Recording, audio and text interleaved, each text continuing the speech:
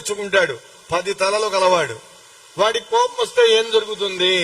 తన రథబలాన్ని, గజబలాన్ని, కాల్బలాన్ని, అశ్వబలాన్ని పంపిస్తాడు.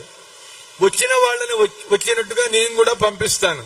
వాడు నా దగ్గరికి పంపించడం, నేను యమధర్మరాజు దగ్గరికి పంపించడం జరుగుతుంది. వచ్చే వాళ్ళందరూ కూడా మామూలు వాళ్ళు రారు, చాలా పెద్ద పెద్ద యోధాను యోధులే వస్తారు. అబ్బా ఇంతకన్నా గొప్పవాళ్ళు లేరు అన్నటువంటి వాళ్ళని పంపించిన వేళ వాళ్ళని కనుక సంహరిస్తే 2 లాభాలు. ఒకటి, వారికి భయం కలుగుతుంది. రెండవది, సీతమ్మకి అపారమైనటువంటి ధైర్యం వస్తుంది. ఇలా అనుకున్నాడు ఆంజనేయ స్వామి. అంతే, ఆయనకి తీవ్రమైనటువంటి కోపం వచ్చిందండి, చాలా కోపం. తతో మారుతవత్ క్రుద్ధః. అది కోపం వస్తే గాని కొన్ని పనులు చేయలేం. అక్కడ ప్రశాంతం ఆయన, అహింసా పరమో ధర్మ, ఏ జీవులను హింసించరాదు. ఇలాంటి సూక్తి ముక్తావళి మొదలు పెట్టామనుకోండి, అది కుదరదు అసలు. అందుకనే మొట్టమొదటగా దండోపాయమే శరణ్యమో అనుకున్నాడు ఆంజనేయ స్వామి. అంత ఆలోచనకు మూల కారణం ఇది. తప్పదు యుద్ధం. ఎందుకంటే యుద్ధం తాను మామూలుగా వెళ్ళిపోతే వాడు తనండి రేపు అంటాడు, నువ్వు మాత్రం దొంగలా వెళ్ళలేదా అని. రాముడు గొప్పవాడు, ధర్మాత్ముడు అంటారు. రాముని పక్షం నుంచి వచ్చి నా ముందు పట్టానికి హనుమంతుడికి భయం లేదో, భయం అంటే ఏమిటో హనుమంతుడికి తెలియదు. అంతేకాదు, ఇంకొక విశేషం ఏమిటంటే ఆంజనేయ స్వామికి భయం లేదు సరి కదా, తన భయపడే వాళ్ళకి భయాన్ని పోగొట్టడం తెలుసు. అభయం ఇచ్చి భయపడని రావణాసురుడు లాంటి వాళ్ళకి భయాన్ని కలిగించడం తెలుసు. అందువల్ల స్వామి చాలా క్రోధాన్ని తెచ్చుకున్నాడండి. ఆ ఊపు కోపం తెచ్చుకుంటే తప్ప చేయలేడు. ముందు చేసిన పని ఏమిటంటే శరీరాన్ని పెంచి ఊరు వేగే నమగత ద్రుమాన్ క్షేప్తుం అధారభతు. తన ఊరు వేగంతో చెట్లని పడగొట్టడం మొదలు పెట్టాడండి. చేత్తో కొడుతున్నాడు, మోచేత్తో కొడుతున్నాడు, కాలుతో తంతున్నాడు. ఎంత బాగా తన్నాడు అంటే దేవతలు వచ్చి బాగు చేద్దాం అనుకున్నా కూడా బాగుపడటానికి వీలు కానంతగా అశోకవనాన్ని ధ్వంసం చేయడం మొదలు పెట్టాడు. జలాశయాలన్నీ కూడా చిందరవందర చేశాడు. ఎగిరి దూకాడు, నీళ్లన్నీ పైకి వచ్చినాయి. చుట్టూ వీడు పాపం బ్రహ్మాండమైన రత్నాలు, వజ్రాలు అన్ని కలిపి కట్టుకున్నాడు, మనం టైల్స్ అతికిచ్చినట్టుగా. ఈ మధ్యలో కొంచెం మార్బుల్స్ అతికిస్తున్నారు, ఇంకొంచెం ముందుకు పోయి రకరకాల అతికిస్తున్నారు. ఎవరు కూడా మరి ఇంత గొప్ప గొప్ప రత్నాలు అవి అతికిస్తారండి.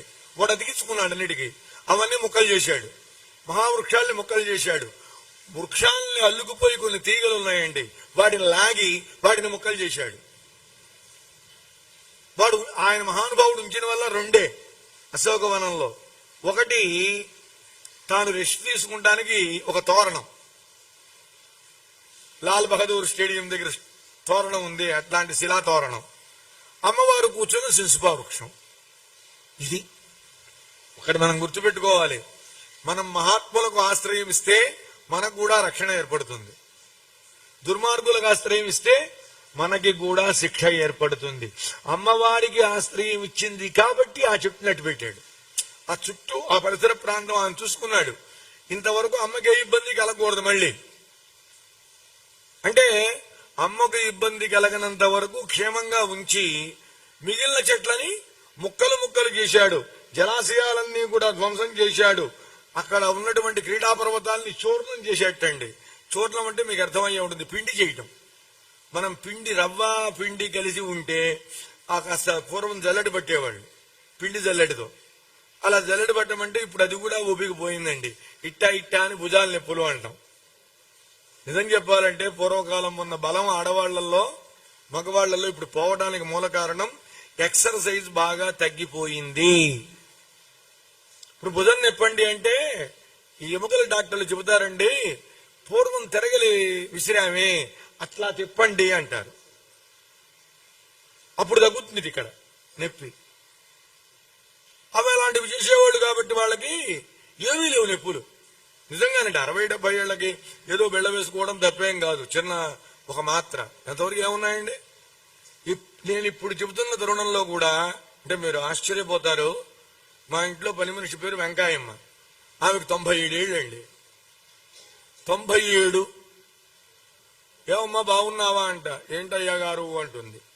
నాకు ఎందుకంటే 97 ఏళ్ల వయస్సులో ఆవిడ చక్కగా వస్తుంది, పని చేస్తుంది, శుభ్రంగా చేస్తుంది, వెళ్ళిపోతుంది.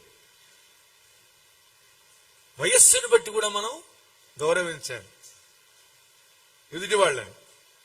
పది మనిషి అయితే మాత్రం ఆమెకి ఆ వయస్సు అంతా, ఆ వయస్సు ముందు నేనంతా, ఆమె ఎన్ని అనుభవాలు చూసిందండి.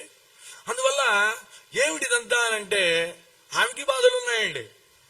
అయితే ఆవిడ ఒక మాట ఉంటుంది, అయ్యగారు మీకు చెప్పేంత దాన్ని కాదు, మనం నొసట రాయించుకుని వచ్చాం, ఆ రాయించుకున్నవన్నీ అనుభవించాలి కదా అంటుంది. చాలు, ఇంకా ఏ వేదాంతాలు చదవక్కర్లే ఆవిడ, చాలు.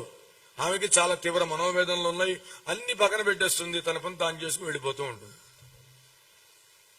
అందువల్ల ఎప్పుడూ కూడా ఈ చూర్ణము పిండి చేయడం అంటే సామాన్య విషయం కాదండి.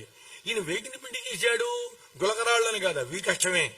4 గులకరాళ్ళు ఇచ్చి పిండి చేయరా అంటే అది కష్టమే, మిషన్ లేకపోతే మనం చేయలేం. పర్వతాలని పిండి పిండి చేశాడండి, చూర్ణం అయిపోయినాయి పర్వతాలన్నీ కూడా. ఇక చెట్ల మీద ఉన్నటువంటి